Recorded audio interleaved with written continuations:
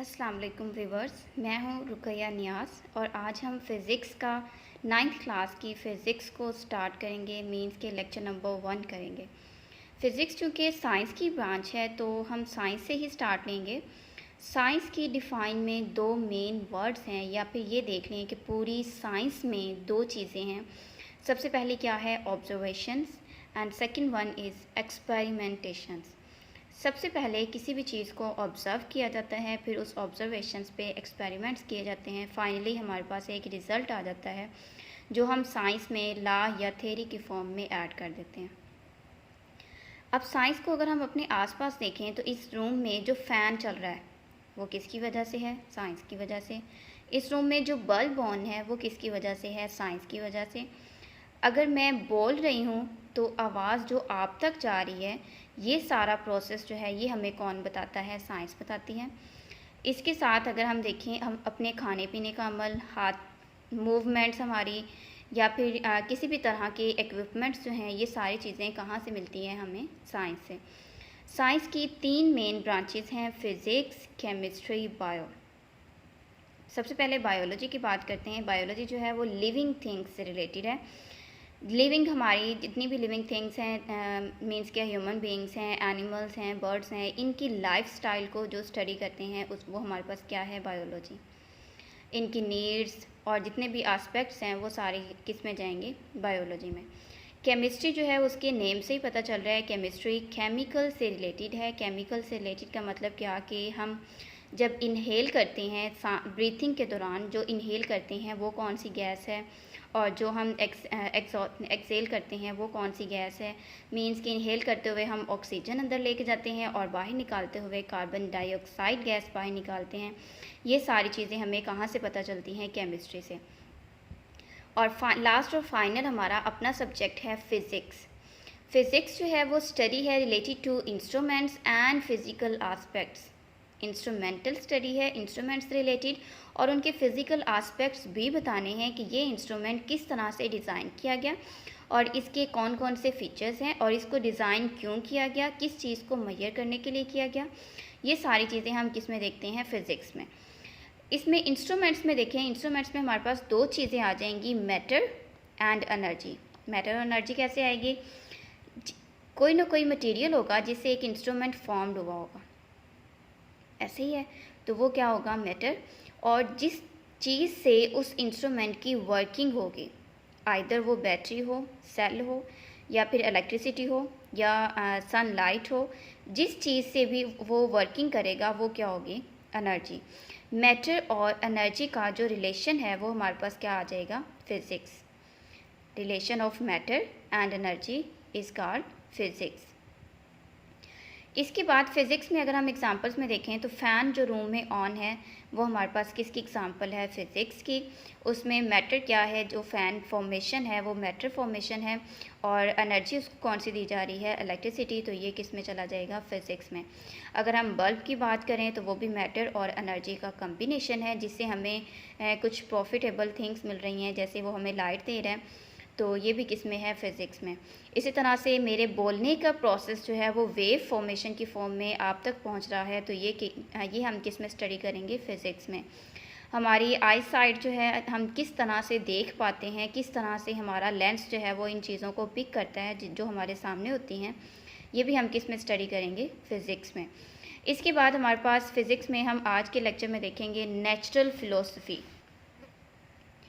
Natural philosophy means के various objects को under आ single subject study करना क्या है? नेचुरल फ़िलोसफी है। वेरियस ऑब्जेक्ट्स हैं हमारे पास, उसको हमने एक बेस पॉइंट बना के हमने उन सारे ऑब्जेक्ट्स को स्टडी किया है, तो वो हमारे पास किस में चला जाएगा? नेचुरल फ़िलोसफी में।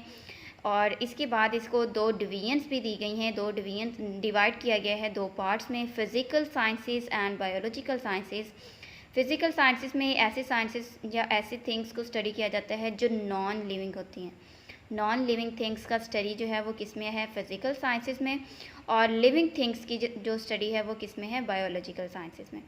अब हम देखते हैं कि हमने इसको बुक से लर्न कैसे करना है। सबसे पहले हम साइंस की डिफ़ाइन को देखते हैं, तो ये हमारे पास फर्स्ट पेज पे लास्ट लाइन से है, the knowledge gain through observations and experimentations is called science. यहाँ तक हमारे पास साइंस की डिफ़ाइन है और क्वेश्चन जो है वो हमारे पास कुछ इस फॉर्म में होगा, डिफ़ाइन साइंस। इसके बाद ये हमारे पास एक शॉर्ट ऑब्जेक्टिव की फॉर्म में है, the Latin word scientia. Science word किस वर्ड से डिराइव किया गया है? साइंटिया से, और उसकी मीनिंग्स क्या हैं? नॉलेज। ये दो सेपरेट ऑब्जेक्टिव्स हैं जिसको लर्न करना ज़रूरी है। इसके बाद हम नेचुरल फिलोसफी की मेन डेफिनेशन को देखते हैं। Various aspects of material objects were studied under a single subject called natural philosophy. इस क्वेश्चन है व्हाट इज़ नेचुरल फिलोसफी। इसके बाद हम फिजिकल साइंसेज को देखते हैं, which deals with the study of non living things, and biological sciences which are concern with the study of living things. इसी के साथ क्वेश्चन हम राइट कर सकते हैं, write about physical and biological sciences. Next हम मेन डेफिनेशन फिज़िक्स पे बात करेंगे। क्वेश्चन है हमारे पास व्हाट इज़ फिज़िक्स। तो आंसर हम क्या लिखेंगे, इन फिज़िक्स वो study matter, energy and their interaction. Physics जो है उसमें हम क्या स्टडी करते हैं, मैटर, एनर्जी और उनका दरमियान जो रिलेशनशिप है उसको हम इंट्रैक्शन का वर्ड भी यूज़ कर रहे हैं। तो ये हमारे पास फिज़िक्स है। या फिर सेकंड फॉर्म में आप डिफ़ाइन कुछ इस फॉर्म में लिख सकते हैं, physics is the branch of science which deals with the study of matter, energy and their interactions. थोड़ा सा मॉडिफाई कर दें, थोड़ा सा अच्छे अल्फाज में लिखना चाहें तो आप इसको इस फॉर्म में लिख सकते हैं, physics is the branch of science which deals with the study of matter, energy and their interactions. इसके बाद इसी पैरा में हमारे पास इसी टॉपिक में हमारे पास एक और शॉर्ट क्वेश्चन है, राइट इम्पोर्टेंस ऑफ फिज़िक्स। इसके लिए आंसर हम यहाँ से भी कर सकते हैं या फिर समरी से कर सकते हैं। यहाँ से करने के लिए देखें, in our daily life we hardly find a device where physics is not involved. और ये हमें पता है कि कोई डिवाइस ऐसी नहीं है, क्योंकि हमने कहा कि ये इंस्ट्रूमेंटल स्टडी है। तो इसका मतलब ये कि कोई डिवाइस, कोई इंस्ट्रूमेंट ऐसा नहीं होगा जिसमें फ़िज़िक्स इन्वॉल्व ना हो। Consider pulleys that make it easy to lift heavy loads. Electricity is used not only to get light and heat but also mechanical energy that drives fans and electric motors etc. या फिर second form में आप इसे summary से कर सकते हैं। Summary में देखें तो थर्ड पॉइंट है 1 2 3, थर्ड पॉइंट है importance of physics plays an important role in our daily life. For example, electricity is widely used everywhere. Domestic appliances, office equipment, machines used in industry, means of transport and communication work on the basic laws and principles of physics. इसमें कुछ उसकी physics की importance बताई गई है, remaining आप अपनी तरफ से भी ऐड कर सकते हैं, लेकिन बेटर ये है कि जो बुक में मौजूद है वही लर्न किया जाए. लेक्चर का एंड हम एक लास्ट इंटरेस्टिंग क्वेश्चन से करेंगे. हमारे पास क्वेश्चन है कि ऐसा कौन सा मटेरियल है जो मिट्टी के लिए स्ट्रेंथन भी है और वीकनेस भी है. ऐसा कौन सा मटेरियल है जो मिट्टी के लिए स्ट्रेंथन भी है, उसकी स्ट्रॉन्गनेस भी है, उसके लिए वो पावरफुल भी है, और वही मटेरियल उसके लिए नुकसानदेह भी है. तो आपने बताना है, इसको कमेंट्स में आप इसका आंसर कर सकते हैं या फिर नेक्स्ट लेक्चर में देखिएगा, इसका आंसर आपको दे दिया जाएगा. Best of luck, have a nice day.